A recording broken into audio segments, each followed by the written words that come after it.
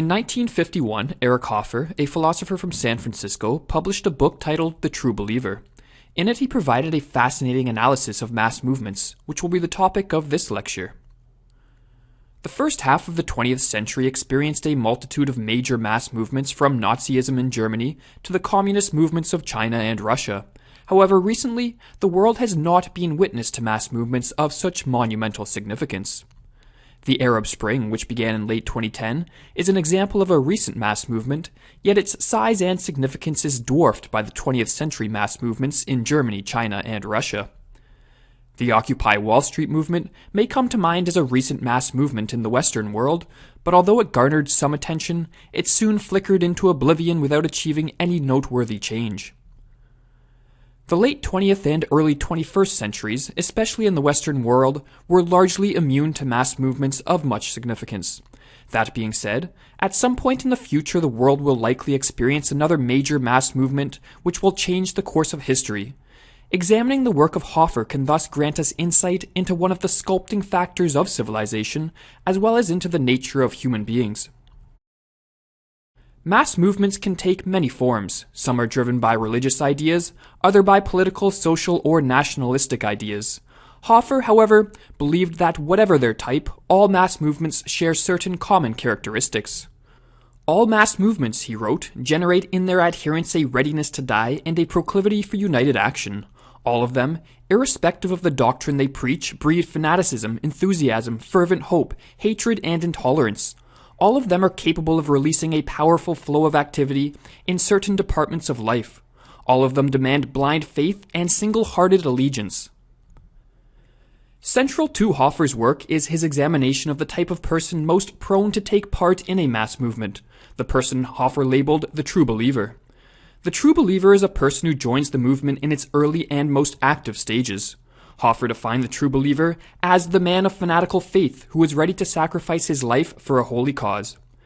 In his analysis of the true believer, Hoffer repeatedly emphasized that they are individuals characterized by a deep-seated frustration with life. This frustration arises from a lack of purpose and meaning in life, as well as feelings of rejection and loneliness. According to Hoffer, such individuals do not attribute their failures to their own shortcomings, but instead blame all their inadequacies on the state of society. Under the conviction that their lives would be fulfilled and joyous if only society were different, the true believer goes to work with impassioned energy and attempts to transform the society they believe is the source of their misery. Hoffer noted that this psychological tendency to view the state of society as responsible for one's lot in life is not confined to the frustrated individual. Even those who live fulfilling lives will often see their success as contingent on the current state of society, and not wholly the result of one's character and willpower. There is in us a tendency to locate the shaping forces of our existence outside ourselves. The difference is that those satisfied with their lot in life typically want to preserve the current state of society, while those disappointed with their life will often favor the radical change promised by a mass movement. But not all who are disappointed with their lot in life will be attracted to mass movements. In addition to disappointment, there must be at least a flicker of hope that things can be better.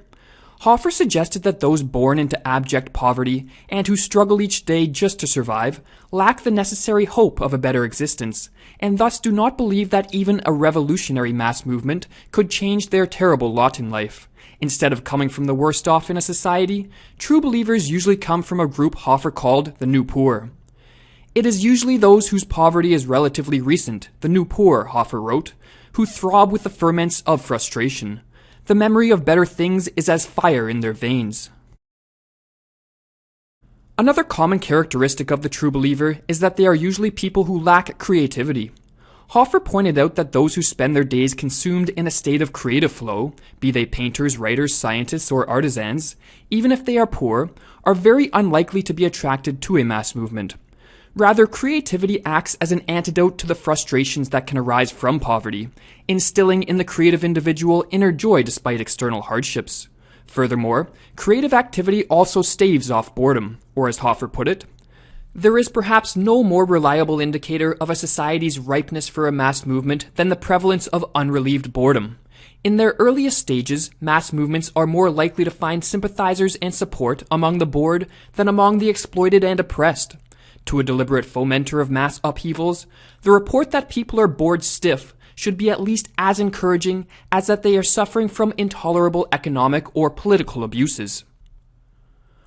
While the existence of true believers is a necessary requirement for mass movements, Hoffer believed that the intellectuals of a society also have an important role to play in their emergence. The intellectuals must lay the groundwork of a mass movement, so to speak, and Hoffer identified 4 ways that they typically do this. By discrediting prevailing creeds and institutions, and detaching from them the allegiance of the people. By indirectly creating a hunger for faith in the hearts of those who cannot live without it, so that when the new faith is preached, it finds an eager response among the disillusioned masses. By furnishing the doctrine and the slogans of the new faith, by undermining the convictions of the better people, those who can get along without faith, so that when the new fanaticism makes its appearance, they are without the capacity to resist it. The role of the intellectuals is so important that it is only after they have done their work that the great leader can enter, prey on the emotions of the disenchanted, and shape them into the cohesive whole which is characteristic of all mass movements. Once the stage is set, wrote Hoffer, the presence of an outstanding leader is indispensable. Without him, there will be no movement. One of the main reasons why an outstanding leader is indispensable for a mass movement is that the leader unifies potential true believers together into a crowd. Hoffer pointed out that the most utilized and effective way to do this is to arouse hatred in the crowd by creating a common enemy, whether real or fictional, who the leader blames for all the failures and frustrations experienced by true believers. This hatred pulls the true believers together, as nothing instills the feeling of brotherly love better than a common enemy. Hatred is the most accessible and comprehensive of all unifying agents. It pulls and whirls the individual away from his own self, makes him oblivious of his weal and future, frees him of his jealousies and self-seeking. He becomes an anonymous particle quivering with a craving to fuse and coalesce with his like into one flaming mass. Mass movements can rise and spread without belief in a god, but never without belief in the devil. Interestingly, Hoffer was adamant in his assertion that individuals join mass movements not for reasons of self-advancement, but for what he called self-renouncement. A mass movement, particularly in its active revivalist phase, appeals not to those intent on bolstering and advancing a cherished self, but to those who crave to be rid of an unwanted self. A mass movement attracts and holds a following not because it can satisfy the desire for self-advancement, but because it can satisfy the passion for self-renunciation. Those who crave self-renunciation are those who cannot envision creating a better life for themselves. Hence, what they desire is not freedom, for to be free means that one is responsible for one's life. On the contrary, Hoffer asserted that those who join mass movements desire to escape what they feel as the overwhelming burden of freedom.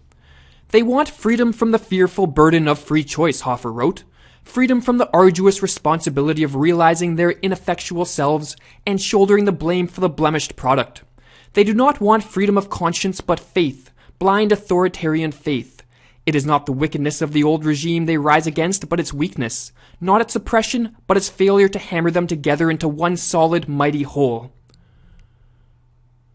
This desire and willingness to sacrifice virtually all of one's freedoms and in many cases even one's life to a cause provides the leaders of a mass movement with the capability of instituting significant social change. However, with such change, there are always people who are made significantly worse off by the mass movement. The question arises as to why those who are negatively affected by mass movements seldom fight to protect the state of affairs they favor with the same passion as those who fight for change. And we will conclude this lecture with Hoffer's thought-provoking answer. One of the rules that emerges from a consideration of the factors that promote self-sacrifice is that we are less ready to die for what we have or are than for what we wish to have and to be. It is a perplexing and unpleasant truth that when men already have something worth fighting for, they do not feel like fighting. People who live full, worthwhile lives are not usually ready to die for their own interests, nor for their country, nor for a holy cause. Craving, not having, is the mother of a reckless giving of oneself.